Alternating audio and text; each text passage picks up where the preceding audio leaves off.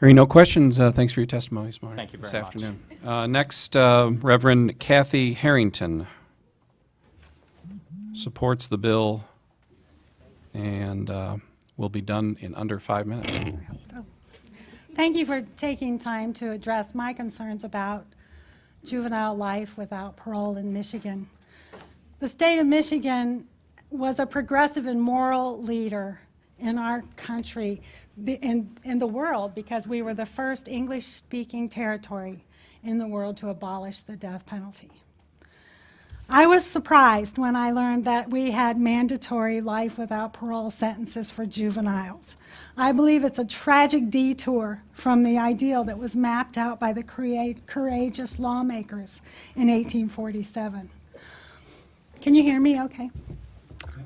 I personally have experienced the tragedy of murder, and I've learned more than I ever wanted to know about the judicial system with its flaws and its strengths. Craig DeRoche was correct when he said that the present retributive justice system doesn't serve victims. The state of California has the death penalty, and the present waiting time for families to get justice is about 25 years. My daughter was murdered in Napa, California in 2004. When I got that call, my life changed forever.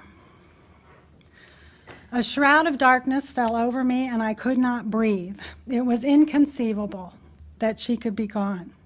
And I was thrust on a journey without end to try and make meaning out of the meaningless. The way I could best describe my life at that point was as it was a nuclear winter. I was lost in the dark, frightened, alone, and abandoned by God. I was too brokenhearted to even be angry. But a pinhole of light can illuminate a darkened room, and it was that small beam of grace that saved my life. And it was a significant moment of insight when I realized that there's something worse than being the mother of a murdered child, and that is being the mother of a murderer. Sister Helen Prejean, who wrote Dead Man Walking, she's a nun who's been traveling all over the world speaking out against the death penalty. She told me that the mother of the murderers in the story, which is now a movie, Dead Man Walking, couldn't leave her house. She said people cut up dead animals and threw them on her porch, said horrible things to her when she tried to go to the store. In that moment, there was a light, a poked hole of light in my darkness, and my heart opened. I didn't believe it was possible. I thought that my broken heart had to be held tightly closed like a tourniquet. A broken heart still beats. I could breathe again. So my family decided that we did not want to be held hostage by the system that would take 2 years or more of a trial and then 25 years of a death penalty. So we spoke to the prosecutor. We had a defense-initiated victim outreach person help us be able to communicate with the defense team. We negotiated a plea agreement of life without parole. At the sentencing hearing, I asked to meet Eric Koppel's mother because she had been the reason for my, what I consider the first moment of my healing of the rest of my life. When they brought her to me, I was stunned. She looked like me. She was about my age, had curly hair, and her eyes were just raw and red from crying. We just automatically and simultaneously embraced and said, "I am so sorry." We were both mothers who had lost our children. It was then that I understood the pain of the world, while also getting a glimpse of the hope that abides at the core of that pain. It's a hope born of compassion. And we cannot react with fear when we talk about sentencing children to life without parole. I'm here today to honor the memory of my beautiful daughter, Leslie Ann, who died at age 26. She was brutally murdered. And I'm here today to urge you to restore our nation, our state's place as a moral and compassionate leader.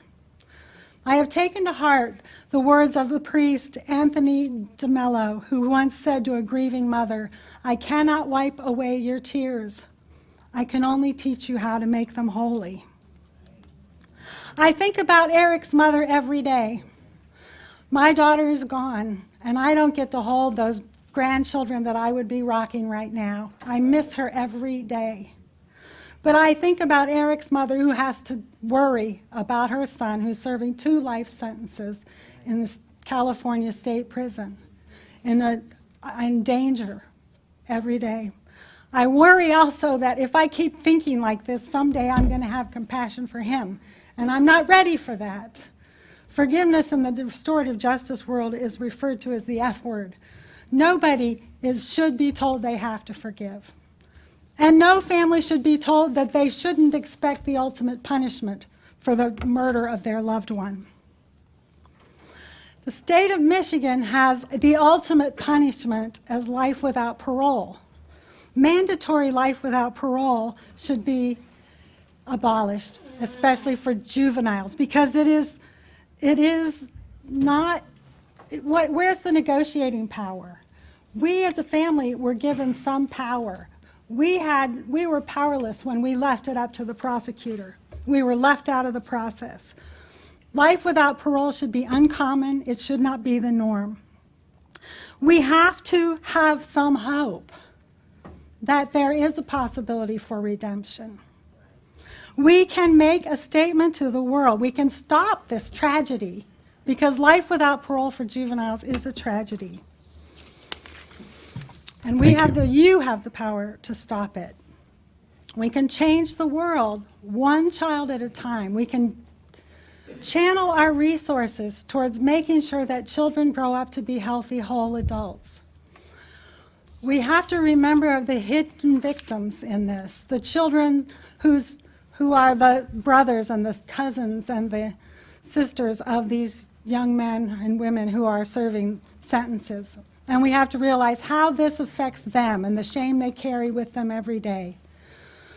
I urge you to restore Michigan to its height of the 1800s. Thank you. Thank you for your testimony.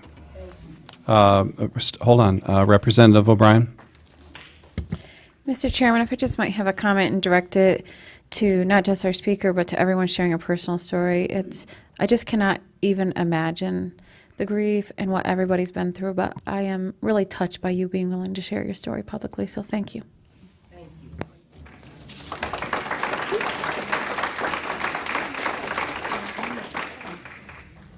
Okay, and I would just, for everybody, applause and all of that. We all feel for everybody in the room, but it just cuts into our time, and it's not always necessary. Again, my apologies. Ross Hayes wishes to speak in support of the bill.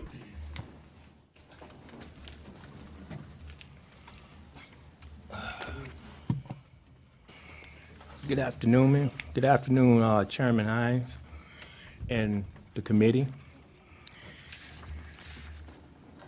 My name is Ross Hayes.